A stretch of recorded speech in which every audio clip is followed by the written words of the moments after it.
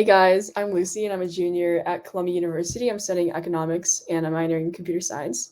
So today I just wanted to talk to you guys about my career journey and then give 3 nuggets of advice that I've used to get where I am today.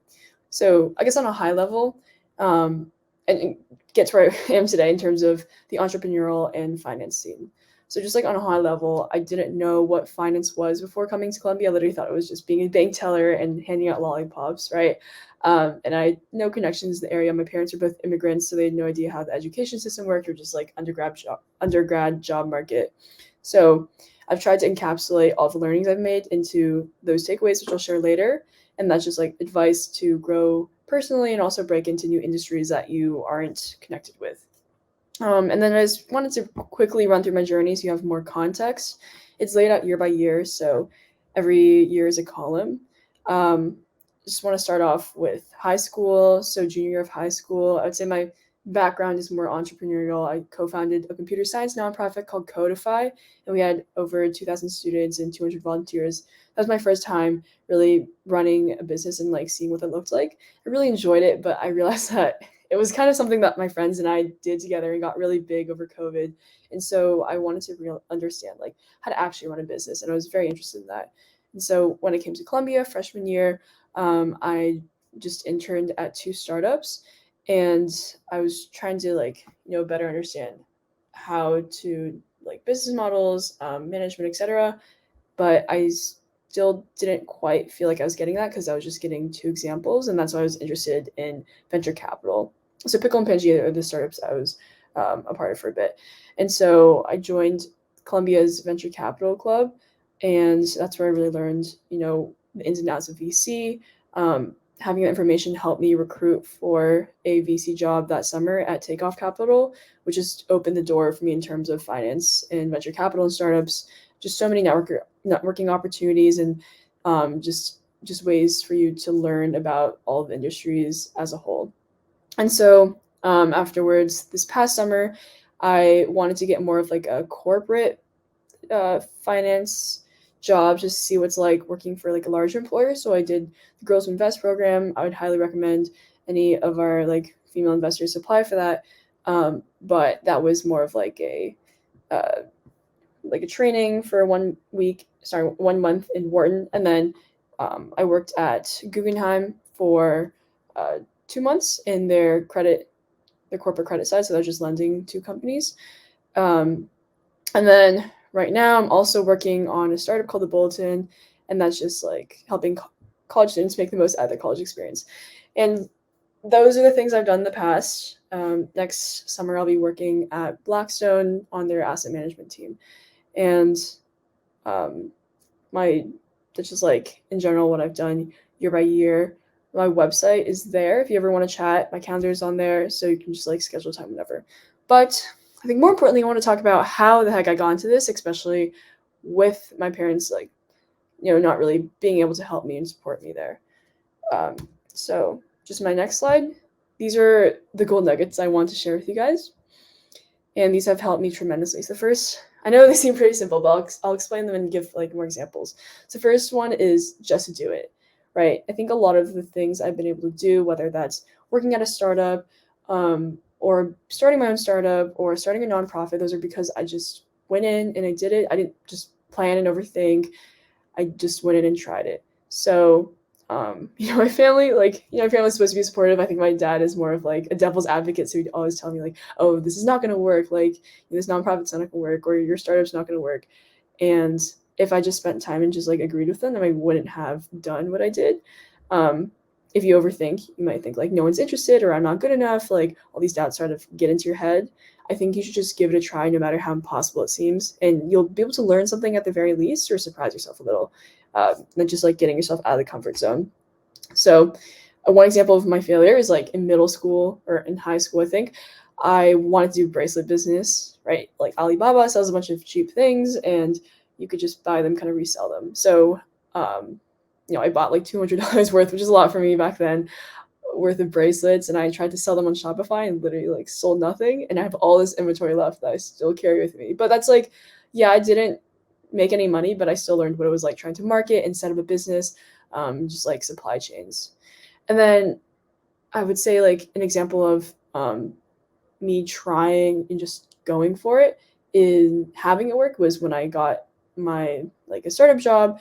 Y Combinator has this website called Work at a Startup, and there are all these startups there. I literally just went through, emailed every single one, and just said, "Hey, have this background experience, and I'm interested in your startup because XYZ, and I want to work there." And yeah, I got ignored by most people, but there were one or two who were like, "Yeah, let's talk." And so that was just you just have to do it, no matter how daunting it seems. Second piece of advice I would say is I would think about how you can help others, and that um, just it's a good thing to do in general, but also doing that helps you because people are more willing to engage in conversation with you. So I think one practical example to think about it is when you're in an interview, you might think about you might you might be in an interview and you might ask oh, what do the employers want from me? What is an ideal candidate, right?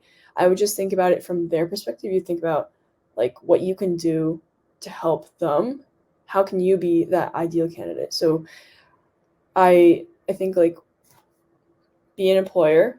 And what I've gathered from I guess being an interviewee and interviewer is that people want someone that is proactive, right? Who's just going to do the work and who's going to think about how they can make their work better without constantly just waiting for the employer to tell you what needs to be done next, right? No one wants to ever micromanage you. That's just really painful because they have their own things to take care of. So people want to see you just go for it, learn from your mistakes yourself, and present what you have for them.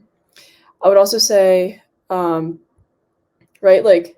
think about how you can be a value add for people. You might just be a college student, or even a high school student, but you still can put in research and time there. And so just being able to actually do that ahead of time and show for those skills means a lot. I'd say a great example is if you're recruiting for a VC job.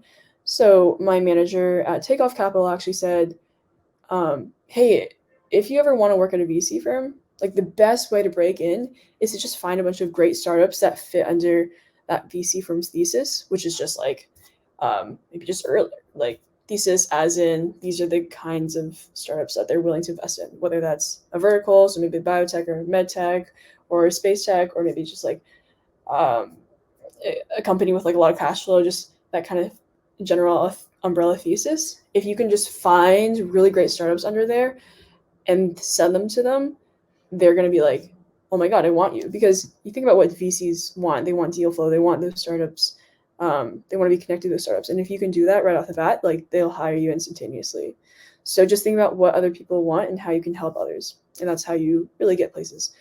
And then the last piece of advice I have is just under promise, but over deliver in order to get people to vouch for you. So what does that mean? You say you'll do a certain thing and then you do way more than it. And then people will be like, yeah, wow, you're amazing, right? And I think this is absolutely crucial because your relationships with people matter long after you leave your current job. And so every single thing you do, you want to make sure to work hard at it because people will talk about you. You don't realize it, but when people are hiring, they'll talk to your previous employers, especially if they know them, and they'll ask how you actually did. So again, this is job advice. I've been on both sides of the table, and I found that people are more likely to bring you onto the team if they either know you and know that you work well, or if they have someone else they trust, like a friend from college or just a person they worked at, back you up and say, hey, this person is actually amazing. You should hire them. So this is not nepotism. It does sound like nepotism, but I think the underlying idea is trust because onboarding someone onto a company takes a lot of training, takes a lot of time and money, and you want to make sure that the employer wants to make sure that you're not just sitting there and doing nothing, right? Because that is just a waste of everyone's time. And so also hiring books, if you read those management books, which I recommend doing because then you get to see what employers want, right? They said it's important to recruit from your personal networks and the networks of people that you trust and look up to, right? Because then you're going to get good quality candidates. So I really advise you to get into those networks by doing really great at your job. and impress people. And people will just like naturally vouch for you. And if you ask, I would ask for recommendations. Like people will vouch for you if you've done a really good job. And I can say like 100% that maybe like a majority of opportunities I got were because I went out of my way to like meet people and hustle. And I left a really good impression because I showed that I could do the job and I did it beyond what was expected. And people just easily went and recommended me to other employers. I'm not trying to brag. I'm trying to just say like, this is what happens. If you work really hard, people will naturally just talk to other people and say, yeah, this person's awesome. And so that's generally 3 pieces of advice I have. I'm happy to answer any questions about breaking into VC and finance if you want to go deeper into that. Talk about working at a startup or just startups in general, community building, job recruiting, and also college. So feel free to ask anything. But thank you so much for your time, and I'm looking forward to chatting with you guys.